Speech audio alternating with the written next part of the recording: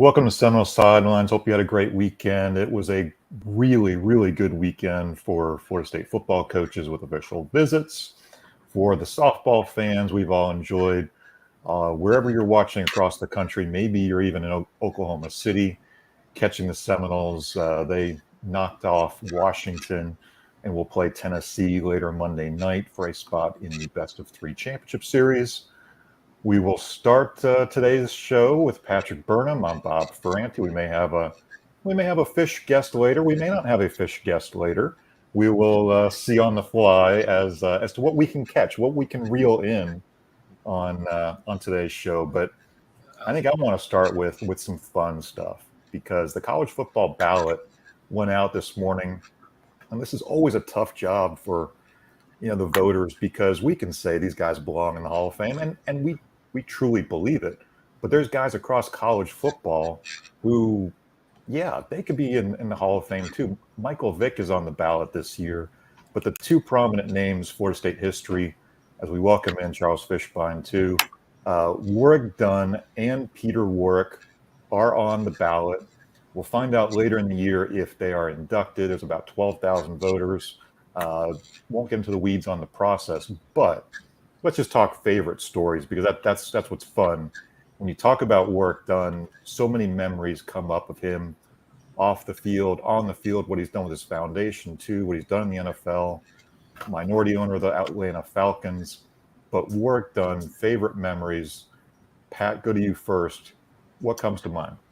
Well, there are a couple things. First of all, his off the field story, that his personal story about his mother, and him ended up being coming from Baton Rouge to Tallahassee after his mother was murdered she was a police officer in New Orleans and was shot. And obviously, he had brothers and sisters. It would have been much easier for him to stay at LSU or closer to home, and he chose to come to Tallahassee. And of course, Coach Bowden made a decision to room him with Charlie Ward to give him some stability and guidance, which is atypical, right? You usually don't see a true freshman room with a senior. I've only seen that happen one other time that I can remember.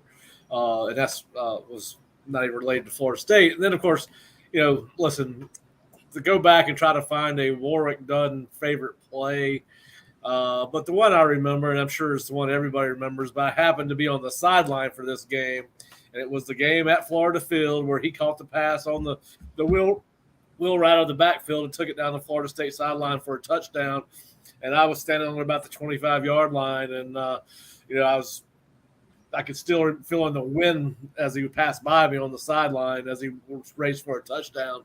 And obviously, it was against Florida at that time. At that particular time, probably as hated a rival as Miami. Miami obviously was still very good, but Spurrier had gotten to Florida at that time, I believe, and so it was that particular rivalry had reached its height. And I remember that play. But listen, I think you remember Warrick's one of those few guys where you remember him as much about him off the field as you do on the field. Not only is he a Hall of Fame football player at the college level for sure, probably at the professional level, he had a great pro career, but he's also a Hall of Fame person. The things that he has done for families throughout the Southeast, whether it's in Atlanta, Tampa Bay, or even Tallahassee, he's got where he provides the home for people. So, listen, I think he's one of those people that has represented Florida State the way you want, in college football for that matter, the way you want it to be represented, not only when he was in college and playing college football, but in his post-college career, not only in the NFL, but what he's done away from the NFL and private business, and for, as I said, for families all over the Southeast and the United States. I've always said my favorite Warrick Dunn stat is 214 homes, because in April he helped make home ownership a reality for a 213th family and a 214th family. We got a chance to get out there and talk to him and talk to some of the families, and Habitat for Humanity in Tallahassee doing a great job making home ownership a reality. That third down, Ward to Dunn, I believe Charlie Ward has said that was the third read was to go to Warrick Dunn, and it went from extremely loud in the swamp to you could hear a pin drop right after that touchdown because everybody knew what was going to happen. Fish, Warrick Dunn, your favorite memories on or off the field? No, I just I just remember him, all the big plays he made against, the play against Florida, the play against Miami. I remember how many big plays he made against the Gators. I have a good friend that's a Gator fan, and he was like, man, I can't wait for him to leave because of how many times he basically wrecked their seasons. But he was one of those special players. I think he's underrated in the history of Florida State football, honestly. I think he's one of the top 5 guys, top 10 guys to ever play there. I mean, he was very exciting. He wasn't even a running back, I don't believe, when he first got to Florida State. I think he's someone they moved to offense. They were looking at, like, Mickey wanted to play him at corner. Yeah, and Coach Bowden grabbed him. That's exactly you're telling us. That's the right story. So he was a special player, and he always came through no matter what. In any moment that he was put on the spot, he was just a special player. And he's not the most physically gifted guy. You're talking a guy that's probably 5'8", 5'9", probably weighed 175 pounds when he stepped on campus at Florida State. And not only did he have a very good college career, but he had a very good pro career. His stats will tell you that. There's some that would even say he can make the Hall of Fame as far as stats just in the NFL because of what he did and what he did to the Bucs organization. He was a great player, and I enjoyed watching him play. What's crazy is you talk about the Habitat for Humanity. Deshaun Watson was one of the families that he took care of. Yep. And you would have thought that would have made a difference, that the kid would have looked at Florida State. I don't think Florida State really ever recruited Deshaun, and it would have been pretty amazing to watch him play at Florida State after like a Jameis Winston. You wonder, would they have ever slipped if they had someone that special right behind Jameis? But he's done a lot for Florida State. I think he's a tremendous ambassador for the school. And like I said, I've never heard anything negative about him as far as when people meet him, that he's a great guy. And, like I said, he's a Hall of Famer on and off the field. Yeah, so obviously a very good candidate, a guy we hold in very high regard, and we'll see how the votes shake out there with Warrick Dunn. Peter Warrick, I feel like the most electric college football receiver that I've seen in the last few decades. I do know a lot of Florida fans have raved about what Percy Harvin did on the field. And I think the younger fans out there will say, well, Percy Harvin was this or that. Hey, before Percy Harvin, there was a Peter Warrick who was phenomenal. My favorite play with Peter was not just that Virginia Tech bowl game, but against Louisiana Tech, where he did I think it was almost a double reverse, maybe even a triple reverse on the goal line to get the touchdown. And then Coach Bowden afterwards saying, that's how I drew up the play. I told him, now you're going to run right, then you're going to cut back and run left. And Coach Bowden's post-game explanation was just quite comical of how Peter created that touchdown. But it just showed how elusive and electric that he really was. But Pat, your favorite memories of Peter Warrick? Well, listen, I really don't have one. I was involved. I was a graduate assistant at the University of South Carolina when he was playing at Florida State. So, I didn't get to see a lot of his games, but it did seem like anytime we put on Sports Center, he was making a dynamic play, a game-changing play, a guy that could flip the field in a split second. As you said, Bob, probably one of the greatest offensive weapons that Florida State's ever had in his program, and that's saying a lot when you start to go back year by year to see who has played at Florida State. And listen, you look at all these other guys that are on the list at wide receiver for the Hall of Fame, and all of them are great. Randy Moss, Justin Blackman, Larry Fitzgerald, Willie Gault, Marvin Harrison, Herman Moore, Taylor Stubblefield, and then of course you got Peter. Listen, you can make the argument that Peter was more dynamic than Randy Moss, particularly given the level of competition that Peter played against versus Randy. But certainly, when you look at that list of receivers, you would have to group as far as ability to make plays and change games. It would be Peter Warrick and Randy Moss, one or two.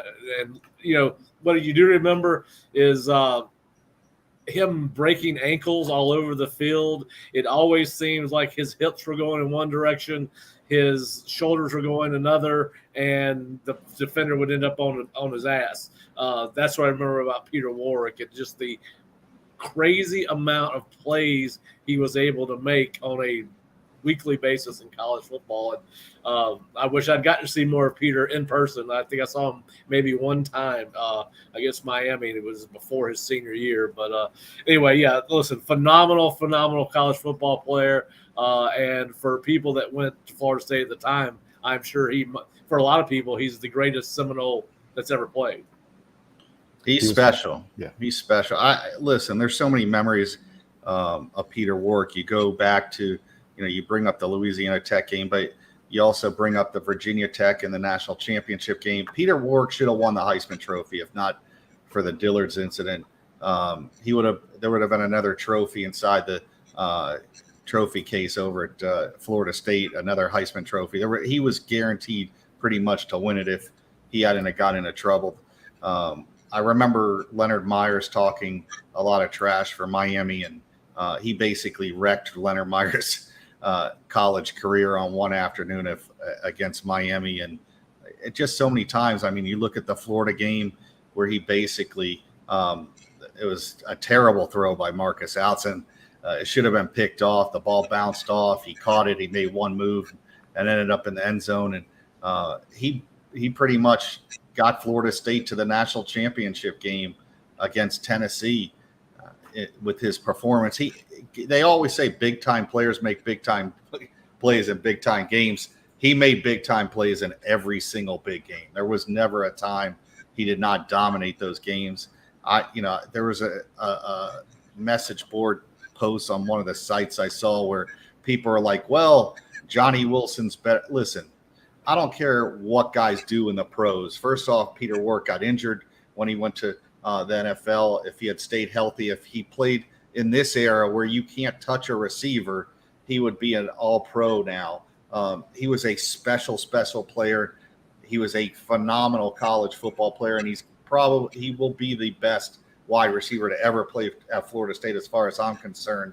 While I've been watching him for 40 years, I don't think any guy ever dominated a game like he did at wide receiver. It's not a position like running back or quarterback where guys get to dominate that much. They don't get a ton of touches, but the touches he got, he made them count. And you go back, like I said, to the Virginia Tech game, I think he scored every way imaginable from getting the ball. And then you go back to the Florida game. I think there was one time where Travis Minor had a big run in one of the games. The play was called back, and I think it was it Peter Warrick to Ron Dugans on the double pass. I could be wrong, but he constantly made big plays in those games that mattered. And trust me, the other fan bases knew who he was because he punished them anytime he played against them. Yeah, so we'll see how the voting shakes out. But again, two of our favorites to watch, two guys very well deserving. It may or may not happen this year, but the way these balloting processes go, it could happen down the road, 2025, 2026, but guys who are very much deserving. And if you're curious who's in the College Football Hall of Fame already from Florida State, we've got that in our story on theosceola.com. Obviously Ron Sellers, Fred Blitnikoff, Marvin Jones making it in 2022. So we'll have the full list there. You also watch some videos of Warrick, Dunn, and Peter Warrick, a couple 3-minute video clips of those guys. So good memories of those two as we see what they do with the College Football Hall of Fame ballot. Now, turning to recruiting, Patrick Burnham was out there on Sunday. Obviously, we had a lot of prospects wrapping up their official visits, 6 in particular. I think the guy who is getting the most love from the fan base, he showed up on Friday. I had to smile when I saw Christian Clark wearing a garnet shirt with the big Florida State logo, because we know the family connections. We know Mom and Kenny Felder, but when a kid shows up to start a visit in a Florida State shirt, it kind of makes you start to wonder how close is he to making that decision. But Pat, your thoughts on Christian Clark? I know you've got a lot of guys you want to hit on here too. Well, listen, I think they probably improved their position with Christian based on what he said coming out of the official visit weekend. He had been to USC 2 weeks ago, came off that visit. They're no longer on his list. Fish and I have talked about it. You get him committed with Cam Davis. You've got probably the best running back duo in the class of 2024. I would find it hard to believe that you could find 2 better running backs if you could get both those guys in house. Listen, and I'll let Fish talk a little bit more about him as a player. But the thing that we've heard him say now, even after his second visit, he talked about how the running back room, when he came on his unofficial visit, made him feel like he was one of their brothers. There was a brotherhood feeling in that. And then he said he doubled down on that this week yesterday when we talked to him. It feels like home. There's a family feel to the program. And he's been on other unofficial visits all over the country. He's been to Georgia. He's been to Alabama. He's been to Tennessee. I think he's been to Oregon. Obviously, he's taken an official to USC. And he says it's a unique feeling that he gets at Florida State. So, you couple that, the feeling that this kid gets every time he's on campus, along with his having a family history at Florida State. Listen, you worry about distance from home and all that, but I can speak to him. I wanted to do the opposite when I was in college. I wanted to leave Florida and go to Arizona. Distance did not matter to me. It was where I was going to be and where I was going to be spending my time. I knew I could always get back home. And listen, the other teams involved in his recruitment, Texas is marginally close. I mean, Texas is about halfway. But the others you've got Georgia involved. He's going to take an official visit to Georgia still. And, I think the one thing that they did, and I asked him this after his visit, have you had a chance to pay attention to what Mike Norvell has done when he's had NFL caliber running backs in his offense, particularly that he was able to feature two of them. He had Tony Pollard and Antonio Gibson at the same time at Memphis, and both of them obviously are in the pros. One of them's with the Cowboys, and I think Gibson's with the Commanders, whatever we're calling the Washington football team these days. And so they did hit on that on his official visit. And listen, I think that was a stroke of genius by Mike, because what's the natural question going to be by other schools? Well, why would you go to Florida State when they have Cam Davis? And the easy answer is because Mike Norvell has shown that he has the ability to feature two high caliber running backs. So, I think that was fascinating. So they covered that with him. So the whole, they've already got a running back, doesn't seem to be scaring him off. Fish, I'll let you talk more about Christian. Yeah, he's one of my favorite players that they're recruiting in their class. From the moment I saw his first highlight film or video, I was very impressed. I'm very biased towards Florida kids, but this kid is just special. And when you could go outside the state and you go outside to recruit, you better get somebody that's better than what you have in state. Other than maybe the Jared Gibson kid that Florida State hasn't really recruited from IMG this year, there's not a lot of great running backs. This kid has all the traits that you want in a special back. And you've already seen what they've done with quality backs. And I don't want to knock a Trayshawn Ward or some of these other guys, the 12 Phillies. They've done their job, but you saw that, early on with the last coach when, with Jimbo, is when he had a Jermaine Thomas and had these guys like Chris Thompson. They were very good, but when you brought in Dalvin and you brought in those type of backs, Devontae Freeman, how much better the offense got. And you've seen the success that Norvell's had running the ball, and we can't say it enough. I mean, his offense is made for running backs. They don't take a lot of pounding. They're very productive. He doesn't wear them out with 30 carries a game. And every guy that seems to step in there is productive. So if they bring in a guy like this Christian Clark, who I think is an NFL back, I can't imagine how much better the offense can actually get when you have him and you have Cameron kid. These two guys are really, really good, and it takes the offense to even another level. I think Florida State sits in a great spot. I don't want to say he's a lock, but I think it's starting to trend heavily towards Florida State's way. Yeah, listen, I think if you want to try to read the tea leaves, the fact that he is not considering a school that's within driving distance of his home kind of mitigates the, will he, let's say 4-hour flight compared to a 2.5-hour flight, right? I mean, and with the NIL and being able to, have some money to fly your family back and forth, that certainly benefits all schools, including Florida State. But yeah, I think that was probably the one kid I felt like for sure that they enhanced their. I mean, listen, they did well with all of them, right? But as far as I thought, Florida State improved its chances of landing him, and I think it says a lot about Florida State that they were able to. Listen, USC is 4.5 hours from his home. He's not going there. the two other closest places he's considering right now are Texas and Oregon. And again, as we talk about all the time, that really, his mom's a graduate, his uncle's a graduate. Uncle played football here. So I think all those things help. He's got family 3 hours down the road in Niceville. So I think Florida State helped themselves with, Christian. And listen, they obviously do a great job with their visits because we heard a lot of positive things coming out of not only the visits this weekend, but we hear them on unofficial visit weekends too. And then, of course, another guy, Fish, that you and I have watched is Nair Daniels, the offensive lineman from Bergen Catholic in New Jersey. He was the first kid to leave, and we'll have his article later. But he's a kid. Listen, he had a good visit. Spent a lot of time with the players. He really enjoyed that. His official visit host was Rob Scott.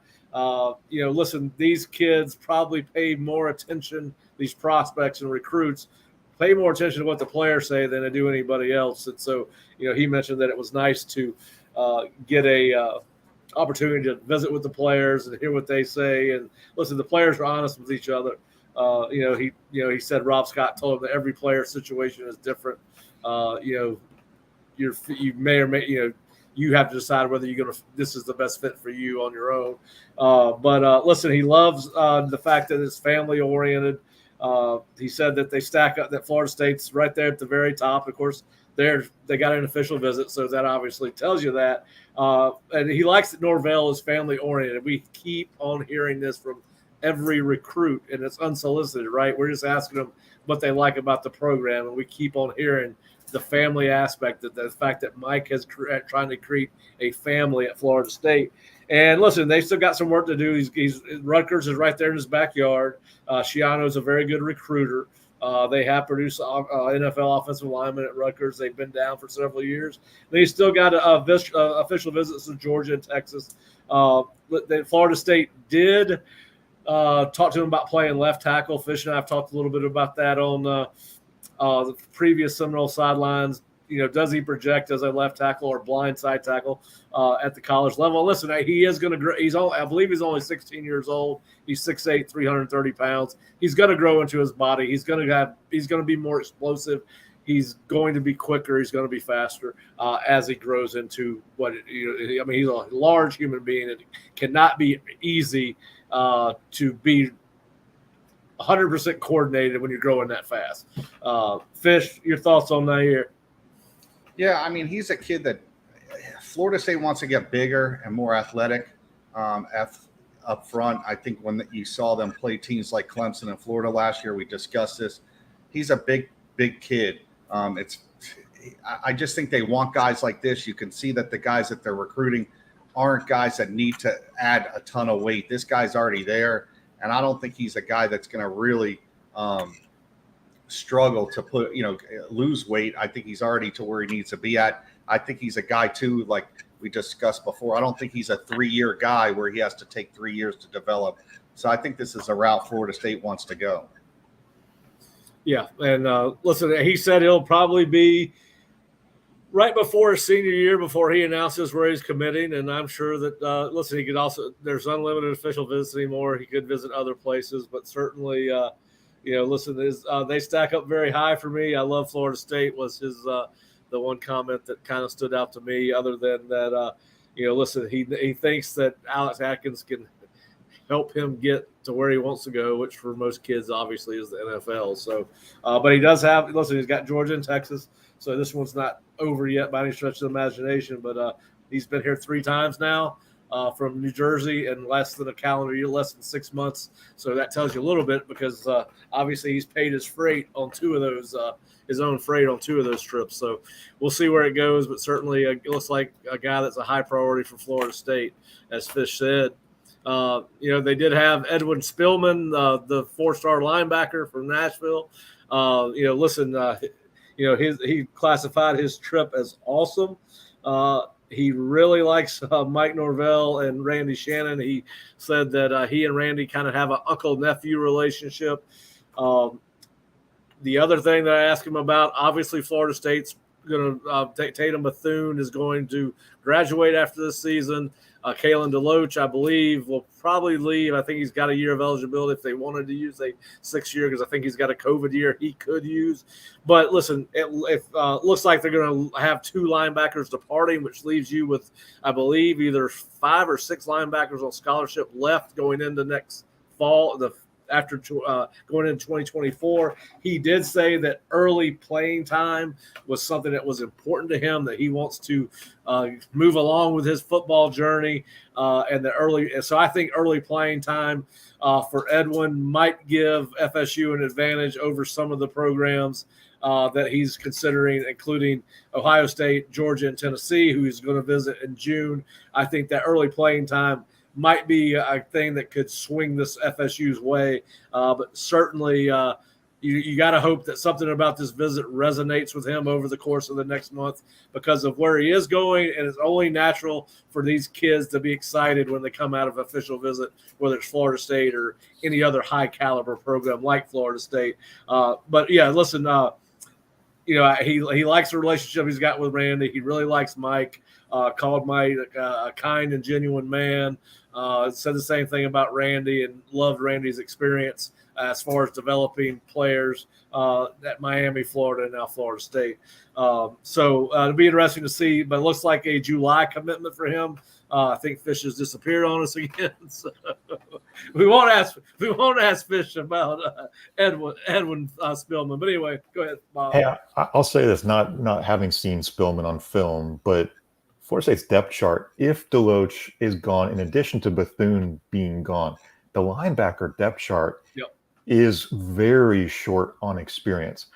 They're going to have to get some of those guys out there on special teams. You're going to have to see what can Blake Nicholson do for you in year one. We think DeMarco Ward is very much a developmental guy. It's going to take him some time to get rolling, even though he was here in the spring.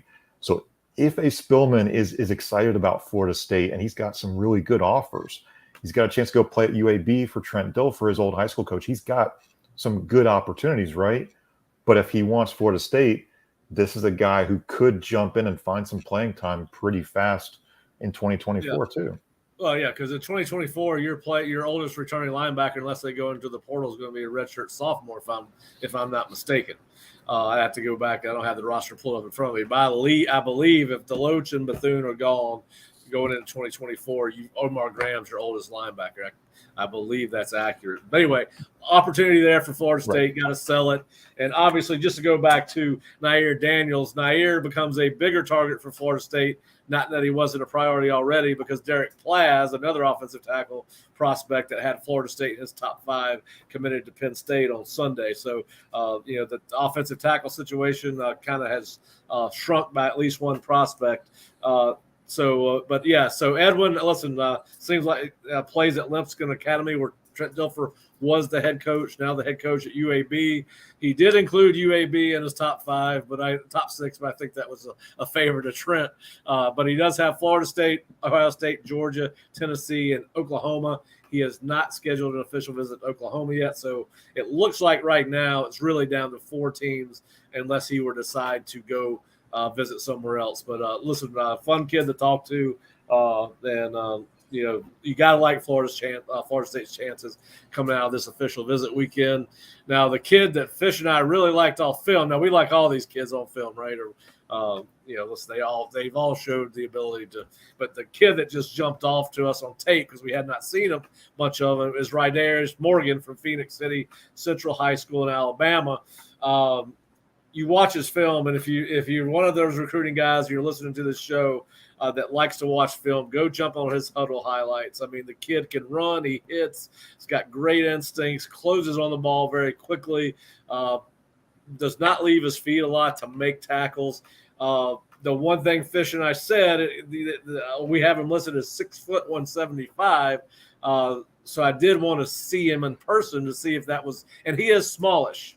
There's no doubt, but I'd use this an example Friday when I was talking to Fish. One of the best safeties in the NFL over the last 25 years was a guy named Bob Sanders, who was all of 5'8", that played for the Colts. Now one of the things that Rydarius did say at the end of his official visit was that he feels like he's a good enough athlete that he can play anywhere in the secondary. And, to me, he's a guy, because of his physicality, might be good at that nickel corner position where you're playing a little bit closer to the line of scrimmage. They did show him that he's under, they showed him a lot of Jamie Robinson tape while he was here. And they might have shown him that because Jamie was a little bit undersized. But listen, he's a guy that's, if you're a runner and a hitter, you can play linebacker and safety. There's no doubt about that. But, they did tell him in his official visit, according to what he told us before he left, that they're not going to just limit him to safety. If he could play one of those three corner positions, they feel like he's a good enough athlete to do that. But yeah, so that was that was the question on him when we watched his film and saw the height and weights. But you watch his film, and he's a football player. And it looks like Florida State likes him enough that, they're willing to work him not only at safety, but also at either the corner positions or the nickel corner position. So, but no, he does have Auburn official visits, Cincinnati and Miami, all later this month. He was supposed to go to Michigan State this past weekend, but obviously came to Florida State. He had a lot of great things to say. He likes what Mike Norvell is building at Florida State. He did mention that. And he would like to make his decision sometime in July, if not early part of his senior season. But Fish is back. Fish, we were just talking about Rydarius Morgan and how much we liked his film. I've kind of updated the recruiting part of it, but just talk a little bit about him as a player. Yeah, I definitely think he's a miss by the networks. Watching his footage, I was very impressed. Just the explosiveness and how he finishes. You just don't see that. You'll see one or the other, but when you see both, and he has elite traits playing on a football field. So that's something that you want. Some of these guys may not fit the physical attributes that you're looking for, but they're just very good football players. And that's this kid. I think he fits what you want as a football player, kind of like Jamie Robinson. Wasn't the biggest safety, but he did everything really well that you wanted it to in their scheme. So I think he'd be a great get for them. Yeah, and listen, I think he's another guy by attrition that has moved up FSU's board at safety, if that's what they're recruiting him as, because Jarvis Boatwright, another kid from Clearwater High School who had thought very highly of Florida State, committed to USC over the weekend. And listen, he's still scheduled, at least before he committed, to come to an official visit to Florida State the last weekend in June or June 23rd. So we'll see what happens with Jarvis. But listen, that creates an opportunity for one of these other guys that may not be as highly rated on the board, and Rydarius could certainly be that. But you watch that kid's film, and he's a football player. He's going to play for somebody. He's going to make a lot of plays for somebody. But, listen, he was a little bit smaller than I thought. So when he came out and said that, hey, they're thinking about playing me at corner, I could play any one of the five positions, that seems to make sense. So what did he measure in at? What's his? I didn't ask him. I apologize about that, Fish. I did not. If you look, but looking at him, what type of size do you think he had? I'm going to say he's 6 foot, about 180 pounds. That's plenty big enough. Yeah, and he'll get bigger, right? I mean, he's still a young kid. And then, of course, another safety cornerback prospect that they brought in was Jaquavius Marshall, Quavo Marshall, from Macon Westside High School. He's got great length, 6'5", about 185 pounds. He's going to take official visits to Georgia Tech, Pitt, and Kentucky later this month. He's probably a guy that he would like to go. He mentioned that he thought about committing on his trip, but I think that's one of those things where, he's going to let this thing play out. He's going to go take some visits, make sure Florida State's the right place for him. I could see, just reading the tea leaves, where Florida State wants to see more of him on film, Fish. You and I both watched his film. He plays receiver, but I don't see how he fits at Florida State as a wide receiver. Because they've already got 4 committed. Something would have to happen there. You don't see a whole lot of 6'5" corners rolling around. And I think if I was the staff, I would want to see him play safety in his senior year to see what kind of physicality he has, because you really don't get a good idea of that based off his huddle highlights. Yeah, I remember FSU recruiting Terrence Parks. I was at their summer camp that year. He had committed at their summer camp. He reminds me of a lot like Terrence. I saw the picture you guys took in front of the football facility. Very similar body types, very narrow shoulders, guys that you don't know how much weight they really can put on. I don't think he could play receiver. I don't think that's an option for Florida State. If he's going to play at Florida State, it is in the secondary. They're going after guys way better at wide receiver. At DB, a safety, if he's got the athletic ability to be able to move laterally, be able to come over the top, help the corners in certain coverages. I think that he's a type of guy you can't put him in a lot of man coverage because he doesn't flip his hips real well. I don't think he's fluid enough. I think he's a big guy. You got to wonder, and you saw him, can he put on the weight and be either an in-the-box safety or somebody that maybe could play will linebacker at Florida State, because those are really the only options. I don't think he's a guy that you're going to be able to just stick back there and put in coverage and allow him to cover a lot of ground. I think if the ball's in front of him, he'll be fine. If he's got to turn and run, I think there's some issues. But like I've said before, I think there's other options. I don't want to knock the kid. Kentucky's one of the schools you have listed. Stoops does a great job of evaluating these guys. So I don't want to knock him because he could be one of those guys that 2 years from now does all the things that you need to do as far as put on the weight, get better. Maybe he's very coachable, and that's why some of these schools are on him. Terrence Parks was a very good football player at Florida State. He wasn't a great one, but he was good. He played on some pretty good football teams. So he wouldn't be a total knock of a player if they brought him in. He could be productive at Florida State. Well, yeah, and you mentioned Kentucky, and Kentucky obviously does a great job of evaluations, and he's also going to make an official visit at Pitt. And Pat Narduzzi and his staff usually have really good defenses with a lot of kids like this, unrated kids. They find them and they get them to Pitt and they coach them up. So, listen, and this is the kind of kid that listen, if he ends up being 6'5", 215, you're not surprised, right? But, listen, I don't think he's 6'5", number one. But here, no matter what the case is on his size, I do think they want to see how he comes along as a senior. And, listen, I think he would come to Florida State right now. He said he almost committed on the visit, and he said that these other schools would definitely have to leave a big-time impression on him for Florida State not to be the favorite. So, but I think this one will play out. I think this will take a little bit longer to play out, and I also think that's what's going to be the case with the last guy we're going to talk about, which is Wardell Mack, the number 5 ranked cornerback in the country from John Ehret High School in Louisiana. Listen, I think his recruiting fish is going to kind of linger into the season.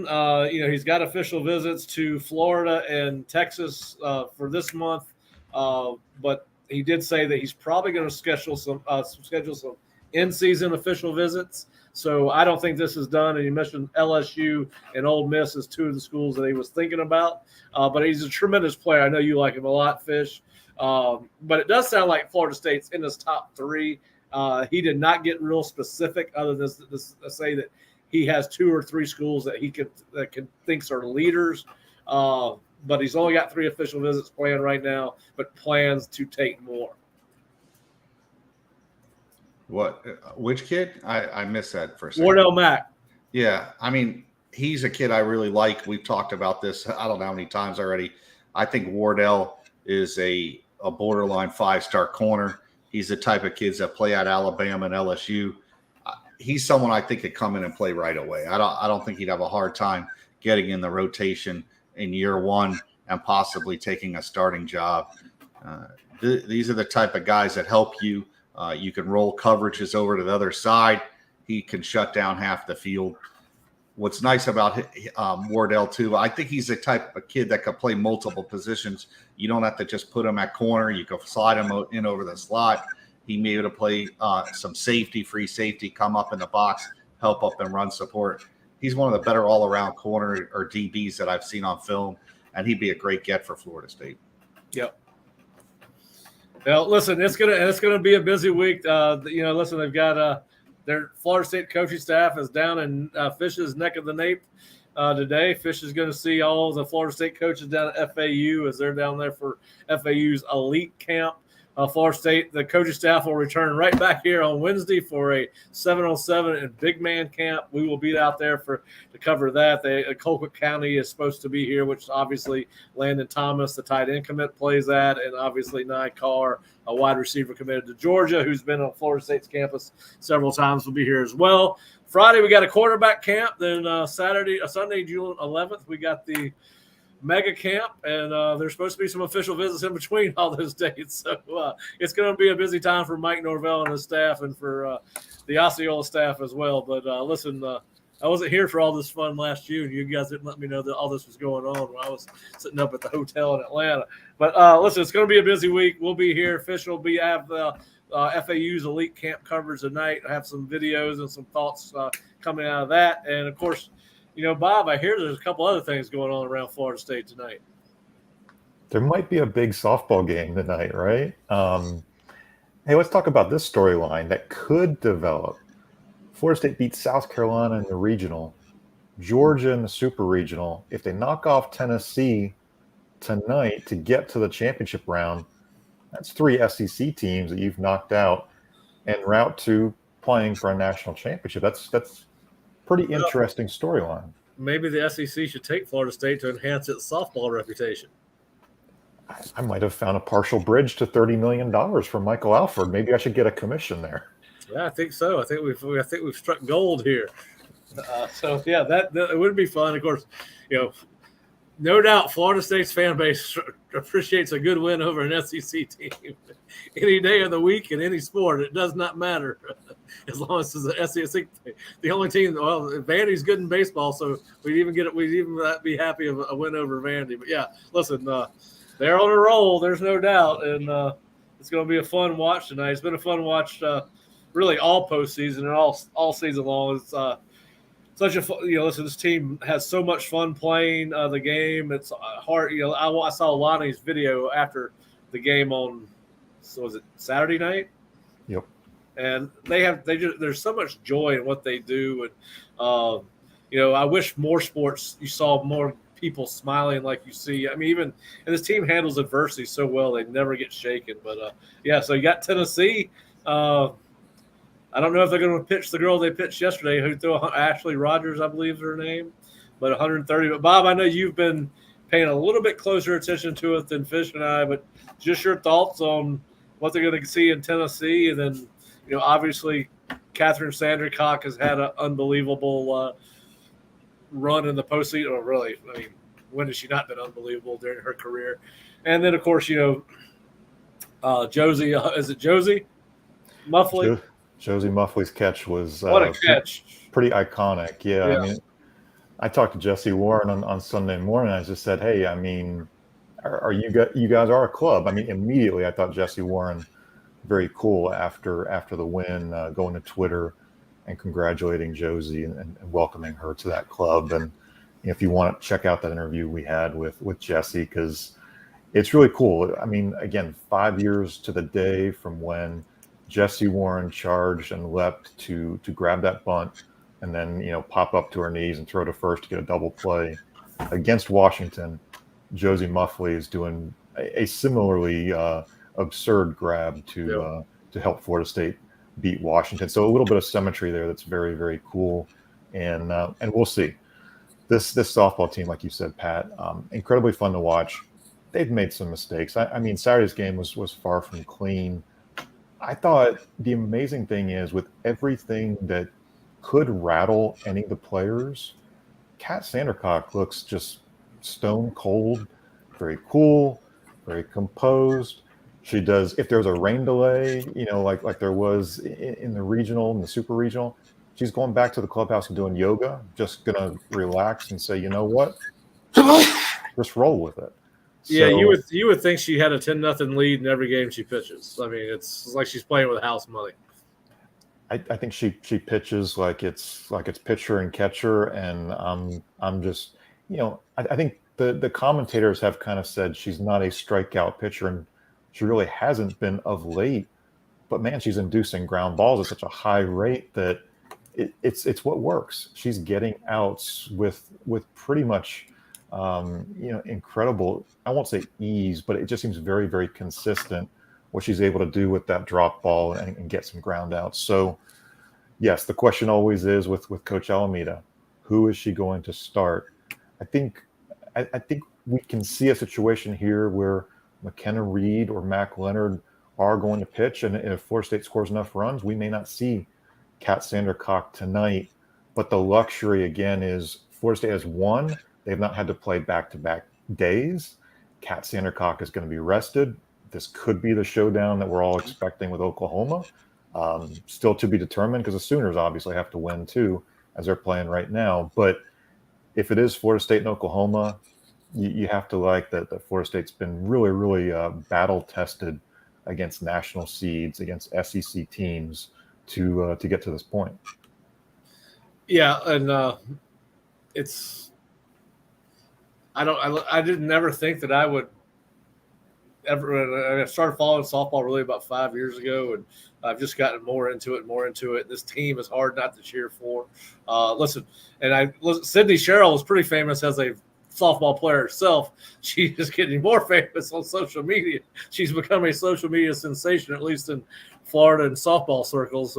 She's listen, I think there are a couple other former players that are out there, but the following and all the chatter, the chatter has been about softball here. I mean, even with an official visit weekend, there's about 8 of us sitting down at the Moore Center on Sunday waiting to do all these exit interviews with these prospects, and most of the conversation was about softball and Florida State and how much excitement they've been. And Bob, you might find yourself in Oklahoma City about this time tomorrow if they play well tonight. Yeah, the trip is in the works, so we're not going to jinx it. But if Florida State does make it, we'll be out there and looking forward to it. There's a lot of Florida State fans out there. If you're listening, watching the broadcast, you can hear K-Time. The fans are loud and proud, and Sydney Sherrill has been, I think, the greatest cheerleader for this program. She was running around during the Super Regional, cheering everybody on. She was the Energizer. She was climbing the fence. She was climbing the fence. I thought she was going to fall. Thankfully, she has a good grip on. But yeah, she was cheering. We saw Danielle Watson, who was a pitcher, a couple of years ago. She's there taking photos from Oklahoma City. Yeah. I saw Megan King on Coach Alameda's Twitter, getting their Starbucks run. Coach, if you follow Coach Alameda on Twitter, she's always getting Starbucks and walking with some players and coaches. So it's cool to see the alumni making the trip to OKC, and even those who can't. We know they're all out there kind of supporting this program. So. Well, listen, it'll be fun to watch this game tonight. Hopefully, it's just a single game. I'm learning things. I thought they went to 2 out of 3 in the semifinal. That's not the case. They just have to. Florida State has to win 1 game. Tennessee has to win 2. Obviously, advantage Florida State there, particularly as you said with a well-rested Catherine Sandercock, and I think that hopefully will give Florida. Listen, if they don't use her in game 1, gives her another day's rest. If they were to win game 1 and go into the series final or World Series final against Oklahoma, and I don't know who Oklahoma is playing to get in, but I think that could be a tremendous advantage of Florida State. But listen, it's going to be fun tonight, whether it's 1 or 2 games they play. And I think we all enjoy watching this team play. They play with really, it sounds corny, but they play with an unconquered spirit. They're fun to watch play. And, listen, I enjoyed that post-game video the softball program put out so much because, there was a sense of joy in that room. And they really seemed to, like we say about a lot of Florida State teams these days, they really seem to enjoy playing together. They do. They're smiling all the time. I mean, if you get the photos, whether from us or another news outlet, Seminoles.com, they're always smiling. They're smiling as they're scoring runs. They're smiling throughout the games. It's a incredibly fun team to watch, and we've enjoyed covering them very much. If you want to check out Kurt Weiler's preview of Tennessee, again, Florida State will play Tennessee tonight, 7 p.m. on ESPN. And again, as Pat said, 1 win gets Florida State in potentially to face Oklahoma. And then, hey, just as we close it up here, thanks to our 1,600 subscribers to the Osceolas YouTube channel. We appreciate all of you for watching. If you're listening to the podcast on Apple or Spotify, appreciate that too. Please subscribe on our YouTube channel if you can. We've had some really, really awesome interviews over the last couple of months. I was looking, Pat, through our channel the last couple of days just to see. I mean, like you mentioned, Derek Claus, Ash Barker, Kurt talked to Freddie Stevenson. We had a couple softball analysts on last week between Alex Powers and Kalen Arnold. So help our channel grow. We'll try to get you some more interviews, not just with the Osceola staff, guys like Charles Fishbein, but with those in the Florida State community, those sport experts, as well as athletes and coaches. So for Seminole Sidelines today, again, you can join us every Monday, Wednesday, Friday, 12:30 p.m. Eastern on the Osceola's Facebook, Twitter, or YouTube. For Charles Fishbein, who has been in and out and all around. We've had him on the line. We've had him off the line. I'm clearly a terrible fisherman. I've lost him yet again. Oh, well, we've cast him out to FAU. We've cast him out to FAU. He's headed to the camp. So we've just moved him to another location. He's cast away with the Wilson volleyball on the beach at FAU. Yes, that's right. All right. Well, for Patrick Burnham, I'm Bob Ferranti. Hope you enjoyed the show. We will see you Wednesday.